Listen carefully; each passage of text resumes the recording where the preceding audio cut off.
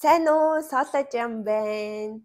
За, ойрд бичлэгээр уулзсан соолоо одоо уруулан дээр хомхой 7 гийн чинь болоод тэгээд 7 хоног бичлэгээ хийж чадсангүй ихэнхдээ нөгөө царайгаа гаргаж бичлэг хийдэг болохоор тэгээд өөртөө бас давхар амралт өгөөд өнгөрсөн 7 хоног шинэ бичлэг оруулж чадсангүй та бүхнээсээ хүлцэл өчьё. За, өнөөдөр ингээ шинэ бичлэгээрээ та нартай соолоо нь 3 хүүхдийн дараа 37 наснда хэрхэн одоо хэвийн жиндээ эргэж оцсон бэ талаар хуваалцъя гэж бодлоо. Миний Instagram, Facebook page маш олон хүмүүс над руу холбогдоод миний оруулж байгаа контентын доор ч юм уу те яаж ингэж хурдан жингээ асаад байгаа юм бэ гэсэн юм асуултууд маш их ирсэн. Тэгээд энэ бичлэгээрээ та нартай өөрийнхөө жингээ контрол хийж байгаараа хуваалцъя гэж бодож байна. Тэгээд миний Instagram, Facebook page-ийг дагаагүй хүмүүс маань дагаарай. Эндэн за тэгээд бичлэгээ эхлэхээс өмнө суугтаа subscribe дараарай. За ингээ бүгдээрээ бичлэг рүүгээ оръё. 3 хүүхдийн дараа хэрхэн анх ээж болохоосоо өмнөх жиндээ очиж исэн бэ гэдгээ та нартай хуваалцъя. За тэгэхээр соолоо нь ээж болохоосоо өмнө соологийнхэн жингийн хувьсэл ямар байсан бэ талаар эхлээд хуваалцъя гэж бодож байна. За соолоо нь багтаа бол 12 хүртэл бол жирийн нэг юм туранхай нэг илүүдэл жинтэй байгаагүй. Тэгээд нөгөө эмэгтэй хүүхэд чинь шилжилтийн нас эхлээд нүрэн дээр батг гараад таргалал жоохон жин нэмэгдээл тэгэл хоолны туршил айгүй их нэмэгдээд тэгээд соолоо нь манай ээж тоогооч ийсэн тэгээд ээжийнхаа гуанзан дээр туслангаа амар их хоол иддэг байсан. Би бууз хуушуур гулааш твтэл хууцаа бууцаа мантун бууз гэдэг амар их иддэг байсан. Би бүр амар их иддэг байсан. За бүр одоо бодохоор би бүр гайхаад иддэг заа. Амар хиддэг байсан. Бүр ингээд цадхаа мэдгүй иддэг байсан. Яг шилжилтийн насан дээр хүүхэд яг тийм болд юм шиг байгаа. Тэгээд ээжийнхэн ганцан дээр яг тийм нөгөө нэг шилжилтийн насан дээр байсан болохоор бүр ингээд амар бэлэн хоолн дээр ингээд хөлбөрсөөр агаад хүснээрээ идээд тэгээд нилээ жин нэмжсэн огцом жин нэмсэн. Тэгээд бас нөгөө шилжилтийн нас болохоор ингээд нүүрэн дээр амар их батг гараад өстой нэг за шилжилтийн нас болол бүр үнэхээр царай муутай байсан заяа. Үнэхээр царай муутсан. Би одоо ч гэсэн өөрийгөө нэг царил гэж хэлэхгүй. Гэхдээ бүр үнэхээр ингээд өөрөө хүлээн зөвшөөрөхөөр царай муутай байсан заяа. Ингээд нэг тарган байлисэн. Тэгээд намайг одоо удаан дагдаг ч юм уу бүр эртнээс мэдэх хүмүүс байна. Намайг яг тэр үед үндэсний телевизийн хүүхдийн хөтөлбөрт бас ингээд нэг хэдэн жил хөтлөгчөөр ажиллаж байсан. Олон хүүхдүүдтэй хамт ингээд. Тэгээд тэр үед одоо яг миний тэр нэг царай муутай үеийн одоо дүрс бичлэгүүд ингээд Монголын үндэсний телевизийн хүүхдийн редакцийн архивт ингээд хадгалагдсан байд юм аа. Тэрийг одоо гэхдээ надад тэрийг үзүүлэх юм нөгөө бичлэг энэ төр бол алга. Тэгээ ямар ч байсан яг тийм царай муутай үедээ амар өөртөө ихтэй зурагтаар гардаг байсан. Одоо бодохоор инээд үрээд.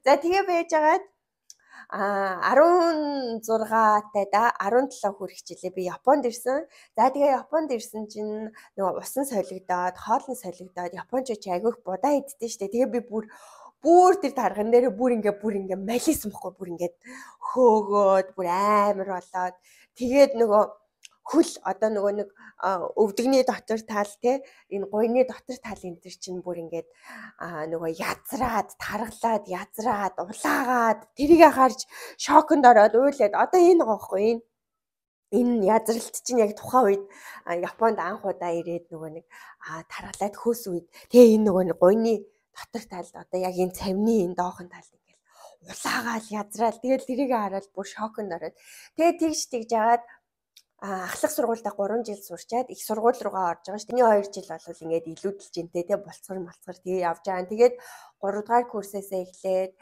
ер нь жоохон ингээд нэг эмгтээлэг шин чанар руугаа ороод тийм ээ биений галбир бас нэг ингээд нэг юм те бон нөгөө ингээд хөөх бэлхүүс нь ялгараал те тэгэж явж байгаад 4 дугаар курстээ би том гүүгийнхаа аавтай танилцаа тэгээд үерхэж эхэлжсэн. Тэгээд нөгөө нэг байнгын нөгөө бэлгийн харилцаанд ингээ байгаад тахаар чинь эмэгтэй хүнээ би мэй чинь тэгээд цаанаасаа ингээд гоё болоод ирдэм байлээ. Тэгээд ерөнхийдөө бол яг тэр үеэд ингээд нилээн турсан байхгүй нэг 2-3 жил бол нилээн тураад нөгөө ажилд бас ороод тэгээд гисэн чи ингээ яг ийм гоё эмэгтэй хүний пропорцтой биетэй болж эхэлсэн. Тэгээд тухайн үед чинь бас айгүй том хөх мөхтэй байлаа штэ. Тэгээд 2012 оны хавар би хүүгээ олсноо мэдээд тэгээд жирэмсэлсэн. За тэгээд одоо ингээ Японд болохоор нөгөө жирэмслэхээр ингээд их хүүхдийн дэвтэр гэдэг ийм дэвтэр өгдөг. Одоо энэ манай том хүүгийнх, дунд охиных, баг хүүгийнх гэдэг ингээ 3 дэвтэр байгаа. Энэ дээр нөгөө ээжийнх нь жирэмсэлсэн үеийн бүх нөгөө жин те үзлэгийн үед жин хийд байсан бэ энэ төр гэдгийг ингээд бүгдийг бичдэг юм аа. За тэгээд одоо ингээд бүгдээрээ харъя. За одоо ингээд энэ байгаа байхгүй юу? Энэ ингээд бүх ингээд үзлэг хэдэн сарын тэдэнд үзүүлсэн энэ төр гэж тэмдэглэдэг. За тэгээд 2012 оны 6 сарын 15-нд 11-7 хоног 2 өдөртөө анхныхаа үзлэгт орж исэн байна. За энэ үед би хэдэн килограмм жим байсан бэ гэхлээр 54.4 байжээ. За тэгээд ер нь бол 54 байдаг. Энд чи одоо жирэмслээд нөгөө амар хордлого нь эхэлж байгаа үе шүү дээ. Хордлоготой байсан үе. Тэгээд яг нөгөө нэг жирэмслэхээс өмнө жим маань ер нь нэг 54, 53 мурав хавцаа. Тэгээд би бүр хамгийн туранхаа байхдаа 52 кг байсан байхгүй юу. Тэгээд ерөнхийдөө болвол одоо миний жим буцаад 54 кг руу орсон гэсэн үг. Энд чинь нөгөө нэг нэрээ би юм идэж чадахгүй заяа. Ус уухаар бөөлжөөл амар муухай хордлого өгөөл. Тэгээд бараг буцаад ингээд нөгөө хордлоготой хүмүүс чинь жирэмслэхээрээ эхнийхээ хордлого дуустал турдсан штэ. Тэгээ яг турж исэн үе гэсэн үг болохоор ер нь 54 кг гэсэн. За анх ингээд нөгөө нэг хүүгээ олж явахдаа ер нь 54 кг байсан гэсэн үг байхгүй 10 жилийн өмнө. Тэгээд хамгийн сүүлд төрөхдөө би 70 кг болсон байна. Том хүүгээ төрүүлэхдээ 13 оны 1 сард төрсөн байхгүй. Тэгж яхад 70 кг болжээ. Тэгэхээр нийт 16 кг нэмсэн байна. За тэгээд эхний жирэмслэлт бол яах вэ те? Эхний жирэмслэлт бол мэдээж эмэгтэй хүний анхны төрөлт жирэмслэлт бол бие физиологт маш их өөрчлөлт гардгийг бид нэр тэргээр өөрсдөө мэдэж авдаг. Гэхдээ ихэнхдээ нөгөө анхны жирэмслэлт чинь залуу байдаг. Би одоо 25-тай энэ төр төрж исэн байхгүй. Тэгэхээр чинь бие физиологийн хувьд айгүй тийм чанга одоо залуу буцаж сэргийхтэй хурдан энэ төр байсан. Тэгээд хүүгээ төрүүлчихэд надад яг зураг байдаг байхгүй юу? 1 сард нь хүүгээ төрүүлчихэд 13 оны 11 сард би ингээд гидснийхаа зургийг авч яасан чи бараг ялгахдахгүй заяа ингээд төрхөөс өмнөх гидстэй. Тэгээд айгүй хурдан ингэж нөгөө буцаад хэвэндээ орж ирснаа санаж байгаа байхгүй юу? Том хүүгээ төрүүлснийхаа дараа 2014 оны 2 сараас эхлээ би өөрөө йогоор хичээлж эхэлсэн. Тэгээд тухайн үедээ болохоор ингээд йогийг айгүй уран нугаралт юм шиг тийм ээ. Ингээд би л ингээд уян л ингээд амар юм уян хатан дасгал хийж ивэл йог хийж ийн гэж боддог байсан анхандаа.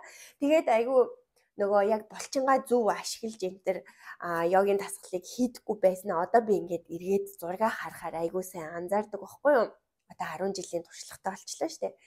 Тэгээд тэр үед яг ингээ йог хийжсэн ч гэсэн нөгөө булчингаа зөв ашиглахгүйсэн болохоор миний хувьд айгүй сул байсан. Йог хийжсэн ч гэсэн. Тэгээд та нар маань намайг мэдж байгаа тий. Тэгээ би дараа нь хүүгээ ганц биеэж болоод өсгөжсэн. Тэгээд 2017 онд нөхөртөөгөө танилцаад тэгээд 2018 оны 12 сард би хоёр дахь одоо хүүхдээ охиноо би жирэмсэлснээ мэдсэн. За тэгэхэд анхны жирэмслэлтээс баг ингээд 6 жилийн дараа би жирэмсэлж байгаа байхгүй юу? За тэгээд охиноо жирэмслэхэд би өөрөө хэдэн килограмм байсан бэ гэдгээ бүгдээрээ эргэж харцгаая. За тэгэхээр анх охиноо би эмнэлэгт үзүүлсэн нь болохоор 2 сарын 22-нд юм байна. Тэгтээ нөгөө Монголд бас нэг үзлэгт орсон. Тэгээд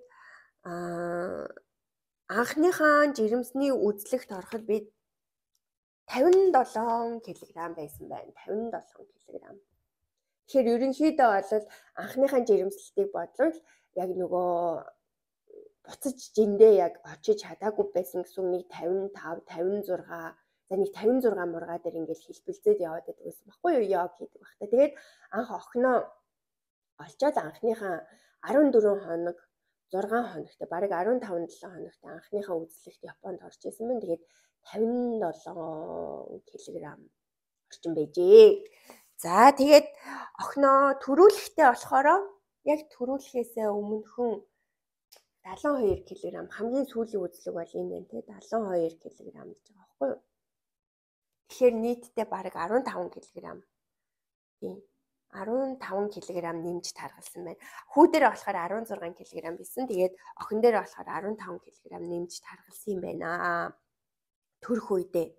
За тэгээ байжгаад тэгээд эмэгтэй хүүхэд төрүүлэхээр юм би нөгөө нэг өөрийнхөө бие дээр айгүй анзаарсан эмэгтэй хүүхэд төрүүлэхээр ээж нь ингээд айгүй царай алддсан байлээ. Төрсний дараа ч гэсэн ингээд нэг л нөгөө буцаад ингээд нэг сэргэж өгөхгүй санагдаад нөгөө охиндоо хамаг гоё сайхнаа эмэгтэй гормоно өгцөн байд юм шиг байлээ. Тэгээд охины төрүүлсний дараа ч гэсэн ер нь ингээд йог мого хийжсэн ч гэсэн яг тэр үед тэгээ нөгөө ковид энэ төр гараад жоохон сэтгэл санаа айгүй хэцүү байсан. Тэгээ тэрний дараа ч гэсэн бас миний амьдралд ингээд нэг том бас юм даваа ирсэн байгаа. Тэгээд тиймэрхүү ийм сэтгэл санааны тогтворгүй байдлаасаа болоод буцаад бас жингээ хайж чадахгүй нэлээд бас жоохон өөрийнхөө хувьд йог хийдэг хүний хувьд юм жоохон гидстэй жоохон суул ингээд явж исэн. Тэгээд 2022 оны 3 сард одоо жирэмсэлсэн дахиад баг хүүгээ олсон гэсэн үг байхгүй юу. Тэгээд энэ баг хүүгээ болохоор би өөрөө бүр төлөвлөж байгаад хүсэж байгаад 35 хүрэхээс өмнө одоо нэг амар хөгшөрөхөөс өмнө дахиж хүүхэдтэй болъё гэж бодоод тэгээд төлөвлөж байгаад жирэмсэлж ийсэн. Яг охиноо төрүүлчээд энэ баг хүүгээ олох хүртлээ те энэ нэг 2 жил хагасын хооронд би юусо буцааж эндээ очиж чадахгүй байгаадсан байхгүй 2 жил 3 жил хагас юм уу да. Яг нөгөө нэг ингээд жиндээ очиж чадахгүй ингээд байгаад байсан. Тэгээд за нэгдүгээр эмэгтэй хүүхд чаал өөр эд юм байна. Хоёрдугаар нөгөө миний өөрийн хувийн те сэтгэл санааны байдал бас юм нөлөөлт юм байна. Тэгээ би тэр охиноо төрүүлснээс хойш ер нь сэтгэл зүйн өөрийнхөө сэтгэл зүйдээ айгүй их анхаарад ер нь бол эдгэрлийн юм замд ингээд гарсан байгаа. За тэгээд ерөнхийдөө харьцангуй жоох ингээд сэтгэл санаа тайвшраад ер нь дахиад нэг хүүхэдтэй болоход ер нь гайгүй бэлэн болчлоо дэ гэж бодоод хүүгээ ингээд төлөвлөж байгаад олсон байхгүй юу. За тэгээд анх хүүгээ 22 оны 6 сарын 29-нд 12-7 хоногтод анхныхаа үзлэгт орж исэн байна. Тэгэхэд миний килограмм жин бол 61 кг байсан байна. 61 кг. Тэгэхээр нөгөө том хүүгээ олсон үеийнхээгаа бодвол бүр ингээд 7 кг нэмсэн байсан гэсэн үг байхгүй. Тэгээ би тэрийг ингээд ерөөсөө буцааж чаддаггүй. Ерөнхийдөө болвол ингээд хөгшөрхөөр за жин хасах айгүй хэцүү байд юм байна да. Нас ахих тусам хэцүү байд юм байна да гэж бодоод тэрийгээ ер нь жоохон анзаараад тэгээ би төрөхдөө заяа төрөх үедээ би барыг 75 кг хүрсэн. Сая баг хүүгээ ингээд төрүүлэхдээ энэ 74.65 гэж байна. Энэ 74.95. Тэгээ намайг ингээд огцом жин нэмээд ихэлсэн чинь манай эмч намайг жингээ байр. Ийм огцом нэмээд байна гэд намайг загнаад тэгээ би огцом жингээ барьсан. Тэгтэл ингээд 75 кг гэхэр чинь за яг хуу жингийн нөгөө нэг хэлбэлцлийн хувьд те хүүгээ олцоод тэгээд төрөх хүртлээ болвол нэг 14 кг нэмж төрсөн гэсэн үг байхгүй юу? Том хүүгээ олоход 16 кг, баг охин дээр 15 кг, баг хүү дээр 14 кг жин нэмж төрсөн гэсэн үг байхгүй юу? За тэгээд 2023 оны 1 сард 3 дахь хүүгээ төрүүлсэн. Тэгээд тэрнийхээ дараа яасан бэ гэж миний дотор нэг юм бодол төрсөн байхгүй. Тэгээд ер нь одоо нэгдүгээрт дахиж хүүхэд төрүүлэхгүй, хоёрдугаарт нас ахих тусам жингээ хасахад хэцүү болд юм байна. Тийм болохоор одоо төрхөөрөө ер нь бол өөрийгөө нэлээд жоохон шахаад бие гоё юм эрүүл чирэг хэвийн жинд нь авчирья. Гэхдээ тэрийгээ би хоолоо сойх ч юм уу те элдв янзын дэглэм барьж ингэж сойхгүй. Юугаараа хийх вэ гэхээр би йогороо өөрийгөө яг ингээ хэвийн жинд нь аваачнаа гэж бодсон. Өнөөдөр 9 сарын 30 2024 оны 9 сарын 30 тэгээд би бол одоо яг 54 кг болсон байгаа. 11 жилийн өмнөх жиндээ ингээ буцаад очсон байна гэсэн үг байхгүй юу? Баг хүүгээ төрүүлснийхаа дараа 3 сараас эхлээд би халуун йогт явж эхэлсэн. Халуун йогт явахдаа эхний үед болохоор би өдөрт одоо 2 хичээлээр ч юм уу те нөхрөөгөө хүүхдээ хараа байж байхдаа өдөрт 2 хичээлээр явдаг байсан. 7 хоногт ер нь дор хаяж 3-аас 4 удаа явж исэн. 73 кг байсан байхгүй юу? Тэгээд 73 кг чи мэдээж одоо би шууд ингээл тураад эхэлэхгүй тийм ээ. Ерөнхийдөө болвол ингээд надаа буцаад дөнгөж төрснийхөө дараа халуун йогтой яваад йог могондоо явхад хэцүү байсан. Бүр яг анх удаа ингээ йог хийж байгаа юм шиг надаа амар ингээл тасгал масгалаа хийхээр ингээл гар хөрөхгүй те ингээд сунгалт амар муу энтер болсон. Тэгээд мэдээж тийм амар байгаагүй хэдий би ингээд 10 жил 2014 оноос хойш йог хийж исэн ч гэсэн надаа буцаад ингээд төрснийхөө дараа 3 төрөлтийн дараа тийм 3 дахь төрөлтийн дараа буцаад ингээд халуун йогт ингээд яваад эхлэхэд бол тийм амар байгаагүй. Гэхдээ би өөртөө юу гэж амласан гэхлээр ямар ч байсан тууштай явна. Тууштай.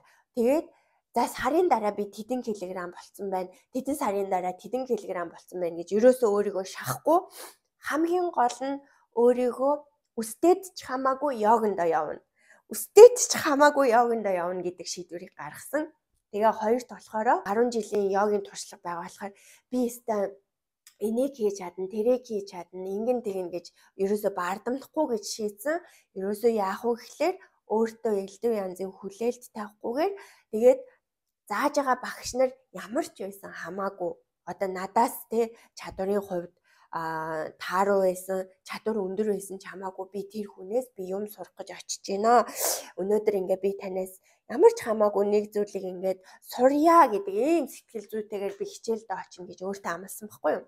Тэгээд ерөнхийдөө нэг жил ингээд яваад ирэхэд болвол маш гоё бие маань ингээд 23 оны 12 сар 1 сар гэхэд бол миний ингээ гиз бүр ингээд булчнаны ялгараад за тэгээ энэ нөгөө авгаа мах зах маань ингээ гоё чангараад тэгээл нөгөө ирүү гой бүхс тэмчнийх нь масс нэмэгдээд өөх маань ингээ багасаад ирж байгаа надад ингээ илт мэдрэгцэн. Тэгээ хүмүүс ингээд айгу тураад байгааг минь анзаараад тийм ээ яаж ингэж гоё жингээ хасаад байгаа юм бэ гэсэн асуултууд тэр үеэс одоо надад ингээд айгу хийрж эхэлсэн байхгүй юу.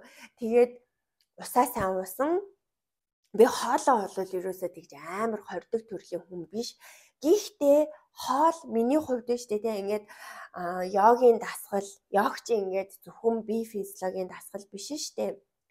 Тэр чи ингээд сэтгэл зүйн одоо энэ ментал тийм ээ дотоод энэ майнд одоо оюун санаа ухамсарт ингэж нөлөөлдөг зүйл болохоор ер нь ингээд йогийн дасгал бясалгал хийгээд ирэхээр хүн нөгөө нэг юм шунал нь ингээ багасдсан болов гэж анзаарэгдээд байгаа өөрийнхөө хувьд. Тэгээд миний хувьд болохоор би танарт хэлсэнтэй би шилжилтийн насан дээр ингээд айгүй хоол иддэг байсан. Ер нь 20 эдэн насандаа ч гэсэн ингээд хоол иддэг.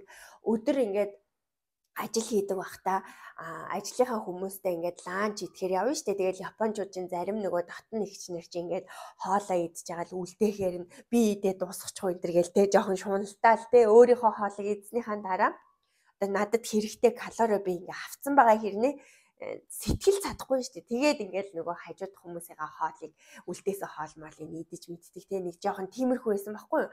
Тэгээд одоо ингээ яг ингээ тууштай йога хийгээд бясалгалаа хийгээд ингээд явсан чинь яг тийм нэг илүү харсан тийм ээ өөртөө хэрэгцээгүй юмыг ингэж авъя гэсэн тийм сэтгэл маань ингээ дарагдаад эхэлдэм болов гэж анзаарсан. Тэгэл за ходоод цадлаа. Тэгэл дагаал сэтгэл цадаал нэг илүү ихийг идчихээ, энийг идчихээ тэгчээ гэсэн тийм одоо бодол ингээд төрхөө байсан гэсэн үг байхгүй юу. Тэгэл нэг нөгөө нэг хоолнд ингээд хитрхи шунаал тийм ээ ингэхээ байсан гэсэн үг. За тэгээ бас миний хувьд маш том жингээ хасахад тусалсан юм бол юу вэ гэхлээр би 21 оны 12 сарын 29-ноос хойш алкогол уухаа болсон. Одоо 3 жил болох чинь гэсэн үг байхгүй. Одоо яг 2 жил 10 сар болсон байна гэсэн үг. Тэгээд ирсэн чинь бүр ингээд жин хасах айгүй амархан болсон байна гэж бодогдоод байгаа. Одоо алкогол уугаагүй болохоор жингээ хасахад илүү амар болсон. Өмнө нь би нөгөө том хүүгээ төрүүлжээл охиноо төрүүлчээд буцаад алкогол уудаг байсан байхгүй юу. Тэгэл алкогол уугаал йог хийгээл алкогол уугаал ингэхээр нөгөө нэг жим маань айгу муу хасагддсан байх гэдгийг одоо өөрийнхөө туршлага дээр мэдэрч байгаа. Тэгээд 3 дахь одоо хүүхдээ би олоход алкогол уугаагүй. Тэгээд олоод хөхүүлж исэн, олсныхоо дараа жирэмсэн байхдаа ч гэсэн тэгээд төрснийхөө дараа ч гэсэн одоо ингээд алкоголыг тогтмол хэрэглэгээ ингээд огт зогсоосон. Тэгсэн чинь одоо ингээд жим маань айгуу сайн хурдан чанартай жингээ хасаад тэгээ нөгөө гидсний булчин ч одоо ингээд ярзаагаал байгаа штэ. Ер нь ингээ харах юм бол айгуу тийм фит болцсон байгаа. Тэгээд тэр бас айгуу сайн нөлөөлж байгаа юм байна гэж бодож байгаа. Одоо тэгээ миний хувьд бол жоохон булчингийнхаа массыг сайн нэмье гэж бодоод кето дэглэм барихыг хичээж байгаа. Тэгээд кето дэглэмийнхаа мэдээллийг би хаанаас авдаг вэ гэхээр Австрали улсад амьдардаг хоол гээд ном бичсэн байгаа. Нараа багшийнхаа номыг уншаад тэндээсээ мэдээлэл аваад инстаграмын дагаад тэгээд ингээд хооллох одоо яаж илүү нөгөө нэг уур гихтээ хоол хүнс хэрэглэх үү гэдэг талаараа ингээд суралцаад амьдралдаа хэрэгжүүлээд явж байгаа. Тэгээд ирэхээр бас ингээд нөгөө кето дэглэм энтер ингээд бариад ирэхээр аюу тийм ирч хүчтэй. Одоо нөгөө дандаа нүүр сус биш те уургаар баялаг юм. Тэгээд чанартай тостой юм хүнс хэрэглээд ахаар илүү гоё юм ирч хүчтэй ядарх нь бага. Тэр хэрээрээ нөгөө ядарх нь бага байхаар дасгал хөдөлгөөндөө урам зоригтой ингээд ордын байна гэдгийг анзаараад байгаа байхгүй юу. Тийм болохоор ерөнхийдөө болвол алкогол уухаа болсон байна надад маш их нөлөөлж байгаа. За тэгээ 35-аас хойш ингээд хөгшрөл эрчимтэй явагдаж байгаа үедээ болвол маш сахилга баттайгаар йогтой ч юм уу те тэр жимдээ өөрийнхөө хийдэг тэр тогтмол амьдралын хэм маяг болгосон байгаа дасгал хөдөлгөөнөө тууштай хийх. Одоо 7 хоногт бол би 4 удаа заалттай би йогондоо явдаг. Чадвал бүр өдөр болгон явмаар байдаг. Гэхдээ яалтчгүй ингээд бас хүү юм болохоор ядрах үе байна. Өөртөө бас амралт өгөх үе байна. За тэгээд нөгөө гэр бүлийн хүүхдүүдийн асуудлаас болоод ингээд явж чадахгүй өдөр байдаг. Гэхдээ 4 хоног бол би заалттай явахыг хичээдэг. За тэгээд нөгөө хоолоо те кето дэглэм уурах сайтай эрүүл ийм хооллыг одоо хооллохыг хичээж байгаа. Одоо би юу хийх гэж байгаа вэ гэхлээр мацаг барьж эхлэе гэж бодож байгаа. Эхний ээлжинд бол 36 цагаар тэгээд 48 цагаар гээд тэгээд 3 хоногоор энтер гээд өөрийгөө жоохон багаар тасгаад мацгийг өөрийнхөө амьдралын хэм маягт бас үр дүнтэй маш олон шинжлэх ухааны судалгааны ийм үр дүнгууд ингээ байдгаа. Тэгээд мацгийг бол ерөнхийдөө өөрийн бас амьдралын шинэ хэв маяг болгоё гэж бодоод сардаа нэг мацаг барьжээ гэж бодож байгаа. Тэгээд удахгүй 10 сарын дундуураас эхлээд 36 цагийн мацгаа барьж эхлэж байгаа. Тэгээд та нартай бас мацаг бариад ямар үр дүн гарсан талаараа хуваалцъя гэж бодож байгаа. Тэрийгээ жоохон өөрийнхөө одоо ядаж дор хаяж 3 сарын мацгаа бариад өөрийнхөө бие дээр мэдрээ тэрийгээ ингээд хуваалцъя гэж бодож байгаа шүү. За юу. За тэгээд миний хувьд бол ерөнхийдөө ийм байна. Жин хасна гэдэг бол зөвхөн богино хугацаагаар ингэж хийх зүйл огтхон биш.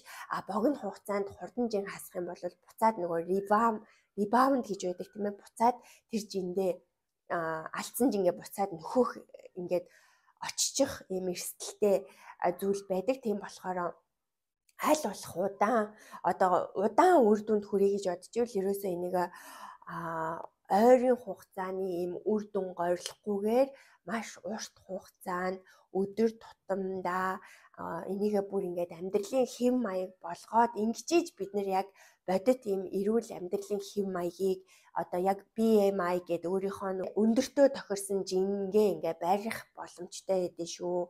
Тийм болохоор нэг богино хугацаанд хурдан жин хасах биш. Энэ амьдралынхаа хэм маягийг хэрхэн өөрчилж урт удаан одоо хөгшөрснийхөө дараа ч гэсэн эрүүл чирэг байх уу гэдэг энэ урт хугацааны хараанаас ингээд та нар маань жингээ бариад эрүүл мэндээ ингээд бодоорой гэж бичлэгийнхаа төгсгөлд хэлье. За ингээд соологийнх нь хэрхэн 3 төрөлтийн дараа хэвийн жиндээ очсон бэ? За тэр жингээ барихтаа хэрхэн юу юунд анхаардаг вэ гэдэг талаараа хуваалцсан бичлэг. Ингээд дуусч байна. Би хэдэн жилийн өмнө нэг сэтгүүл дээр гарсан судалгааны талаар уншижсэн байхгүй. 35 хүртлээ амьдралын хэв маягтай дасгал хөдөлгөөнийг ингээд өөрийнхөө амьдралын хэв маягийн нэг хэсэг болгоод явах юм бол цаашаага 35, 40, 45, 50, 55 гэдэг ингээд цаашаага хөгшөрч нас агсан ч гэсэн тэр дадал зуршлаа ингэж хадгалж явхад тустай илүү ийм үр дүнтэй болдог гэсэн ийм судалгааны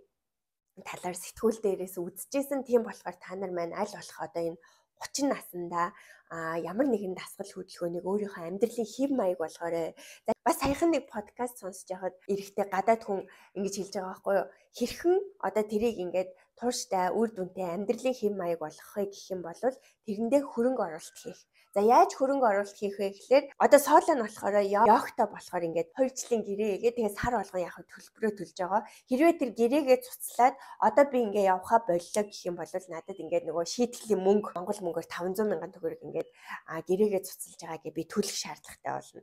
Тэгэхээр би тэрийг төлөхгүй тул бас өөрийнхөө эрүүл мэндийг энийг сахилга баттай тий тууштай хөрөнгө оруулалт хийж байгаа учраас тэрэндээ би ингээд тууштай явах нь шүү дээ. Тэгэхээр тэр подкаст дээр ярьжсэн хүн болохоор ингэсэн яг тэрэндээ хөрөнгө оруулалт хийх 6 сар 1 жил хагас 2 жилээр нь төлбөрийн төлөөд тэгээд төлсөн төлбөрийнхөө төлөө тэрийгээ одоо нөгөө тууштай тэрэндээ явах гэж байгаа байхгүй юу.